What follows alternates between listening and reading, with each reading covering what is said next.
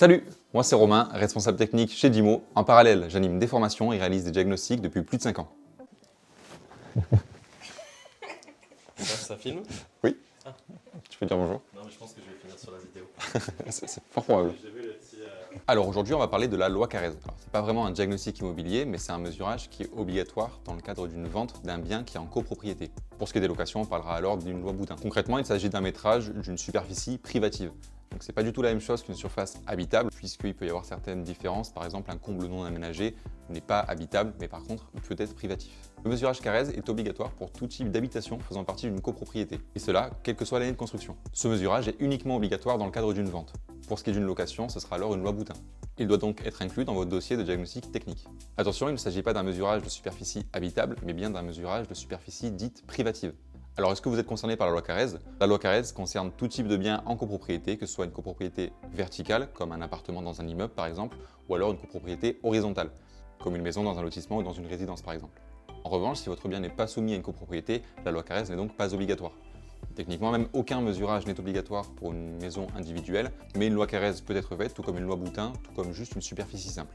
Pour ce qui est de la durée de validité de la loi Carrez, il faut savoir qu'il n'y a pas vraiment de durée qui a été fixée. En revanche, vous allez devoir réeffectuer une loi Carrez s'il y a eu des travaux qui vont changer la superficie de votre bien.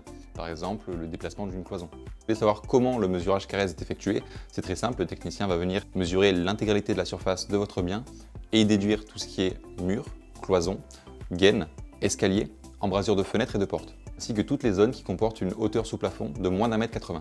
Il n'est pas tenu compte des caves, garages et parkings. Pour vous illustrer un petit peu comment se déroule le mesurage, le technicien va tout simplement utiliser ce type d'appareil qui est un lasermètre pour calculer la superficie de votre entrée. Ensuite, il va venir déduire la superficie de cette embrasure de porte qui n'est pas comptée en superficie privative. D'ailleurs, pour soutenir la chaîne, n'hésitez pas à liker, vous abonner, activer la cloche de notification et vous pouvez aussi laisser un commentaire si vous avez des questions, on y répondra rapidement.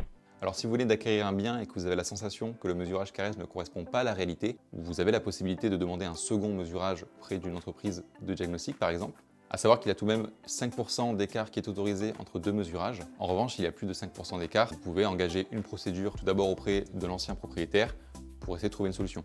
Pour ce qui est du tarif, il fluctue en fonction des entreprises. Pour vous donner une tranche, le prix se situe entre 80 et 150 €. En tout cas, si vous souhaitez un devis personnalisé et gratuit, vous pouvez directement vous rendre sur notre site qui se situe en barre d'infos. Et voilà, merci d'avoir regardé cette vidéo. J'espère qu'elle vous a plu et qu'elle vous a bien renseigné. N'hésitez pas à liker, vous abonner et activer la cloche de notification.